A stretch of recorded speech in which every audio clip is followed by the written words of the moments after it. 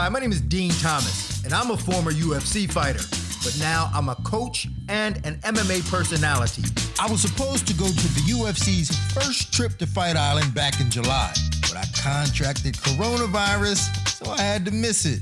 Now I'm COVID-free, and I'm going to the UFC's second trip to Fight Island. The night before we leave, I'm cornering my fighter and friend, Tyron Woodley, in a huge grudge match against Colby Covington.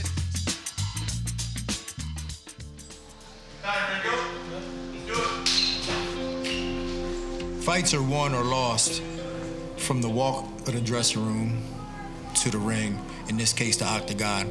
And I think that's what happened in this fight. Like, somewhere between that walk from the dressing room to the Octagon, he lost his passion, and he lost it, and he couldn't get it back when the door shut.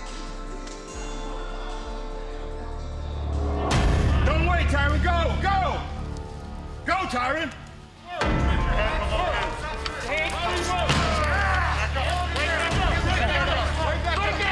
Back up.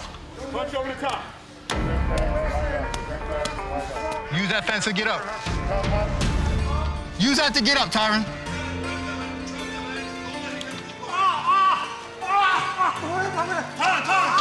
That's it.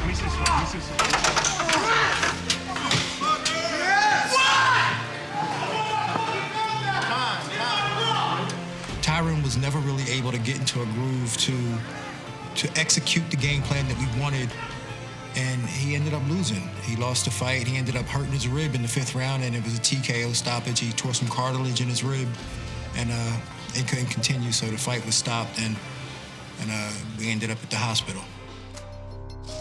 You all right, kid? I don't know, dude. I saw everything was slow and nothing hurting. I'm like, dude. What point did you feel it? Like immediate, like just bam? That mirror around before. Did you? I was gonna try to keep going in, but I was Yeah. You know, it was incredibly frustrating to be in the corner and to watch him go out there and not pull the trigger and let Colby get off on him and push him backwards up against the fence. I mean, it was very frustrating. We have to really fix this problem if he wants to compete.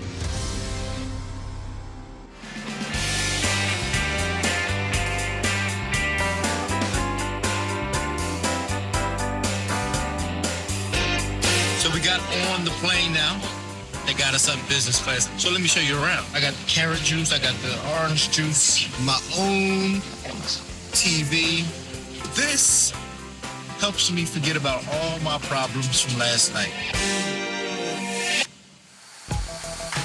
Man, we up in here. I ain't shit one time. I ain't have shit. I trained myself not to shit for a whole weekend.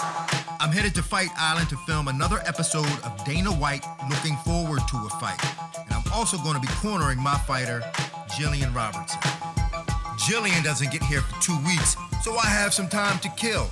I figured I'd give you guys an inside look at what life is like over here. So it's like 1:15 in the morning. This jet lag is no joke. It was like nauseous. I just wanted to go to sleep.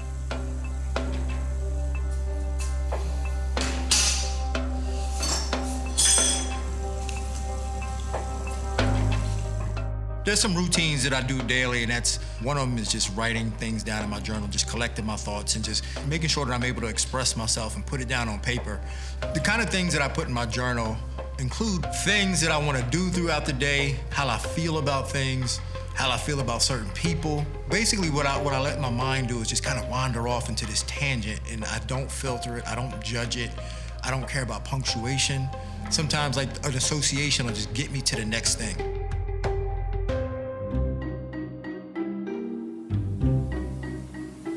I suppose this is what they call a bidet.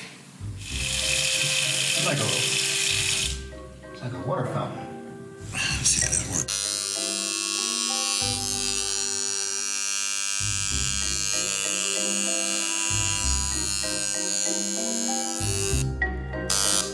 Damn, these motherfuckers smoking.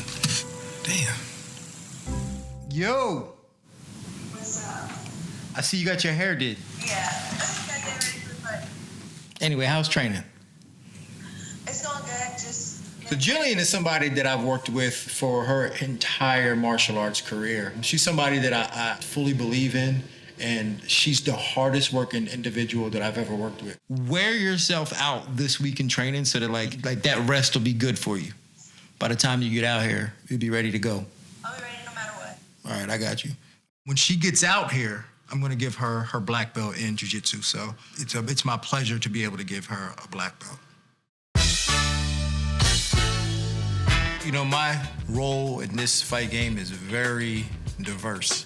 Go from coach to doing probably the most wanted job in the country, and that's hanging out with Dana White and Matt Serra. You see that? Boy, my nickname in college was Chef Boyardee. Look at y'all. I'm like Denzel Washington in Flight. All I need is a red-headed white girl and some cocaine, and I'm good to go. Who loves Fight Island? I do. I do also. Fun, though. Yeah, cheers to Fight Island. Huh? We about to train. Me and Angela Hill. We're about to. Oh, really? Going to train, yeah. Going to train? Yeah. Okay. Sounds like you said you built a train. Nah. Does it work? What the fuck does that mean? Oh, there you are. I was just coming to get you. I got a swipe. You got a swipe? Yeah. What's a swipe? I got, well, somebody, like, you know, like when you get swiped up? Yeah. Yeah, I got swiped up. What are we doing, coach? We're gonna help you. That's what I do. Like, I don't dictate really a lot of the things that I work with people on. I just work with people on, you know, seeing what they do and then making it better, making it work. As a coach, I like to think of myself as more like a doctor, and I fix people. Like, I don't teach people how to fight. People, like, fighting is an instinctive human response to being threatened. So, like, anybody can fight. In terms of striking, what is your best finishing strike? Overhand. The overhand, right? Yeah. In terms of landing that, what are you most confident in setting that up to get what you want? Anything where I duck my shoulder, but I don't throw it. What I wanted to do with Angela today was to just kind of get a feel for her and to see what she was good at and see maybe where she needed areas of some attention. Is that okay? Yeah, that's it. That's heavy. On my lower back. Right there, yeah. Okay. Yeah. You'll dump me if my legs are wide. I communicated with her. She knew exactly what she needed. I'm really proud of her for what she's done. I've never really had conversations with her prior to Fight Island, but I really like her energy. I like her spirit. I just think that she deserves to have a fair shot at winning a title because I love what she's done with her career. You there? I'm here. Oh, what's going on, man? Not much. You showing out? How you doing? I'm good, man. Just checking up with you, seeing how everything is. I just feel like I still got it. I feel like it's still there. I don't feel like it's time for me to walk away yet. Well, like I told you before, man, it's your life, and you got to live it the way you want to live it, not what other people tell you to do. The easy thing right now is to quit. Yeah. That's the easiest. I can say a million different things, but I'll still know in my heart that in those 3 fights I didn't show up. And I was prepared in all 3. Well, how's your rib feeling? Can you breathe? Or is it still giving you problems? It's better. Are you? I can say it's better than it was. Well, man, keep in touch, man. Let me know what's going on, and hopefully we can get together soon, man. I'll come out to St. Louis and kick it. All right, man. I appreciate you, love. All right, man. I'll catch up with you soon. All right. Peace. I started cycling this year, so anytime I take on a new hobby or task, like I like to take it as far as I can. So here I go. I was able to rent a bike here from the hotel and ride around the bubble. About 5 o'clock in the morning, I woke up really early and I snuck into Dana's private room and I used his bike for about an hour and a half. All right, I don't want to press my luck. I better get the hell out of here before Dana wake up. Get in here. Man, what up? You just woke up? Yeah. Me and my son have a kind of a weird relationship because ever since he was born, he was either always with me or like very far apart because of me traveling. And this is actually kind of hard for me to be away from him for so long. When's your next game? Next weekend. You gonna stunt or what? I mean, that's the plan. That's the goal. You gotta stunt on them fools. You gotta let them know who the boss is. Being able to talk to him today just reminded me of how much I missed him. I'm actually looking forward to getting this trip over with and getting home to him. All right. Well, I'll catch up with you later. All right, bro. All right.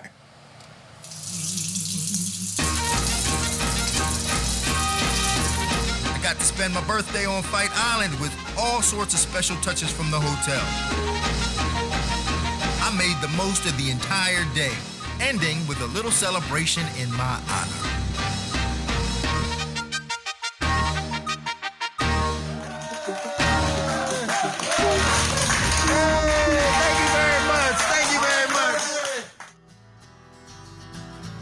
The whole experience on Fight Island, being in this bubble, is a good thing, and it's my type of environment because it is surrounded by the fight world. And to be inside a bubble of the fight game at the highest level in the world has been good for me. As fighters, as people who do this, we spend a lot of our time on the mat, training, studying, trying to improve, trying to get better, and you don't really get a lot to show for it. You know, there's no degree. You don't get a doctorate because of that. But the only thing that you can get because of that is this. If there's anybody on the planet who deserves this, it's definitely you. And I'm definitely honored to be able to give you this. Thank you. It means in the world. I can't help but to think that I'm so blessed to be in this position. So many fighters just from back in the day that nobody knows about. Tough guys, you know, they were tough guys. They went through the ranks, but they just got forgotten about. And here we are on Fight Island, still kicking it. I mean, that's a blessing. You can't beat that.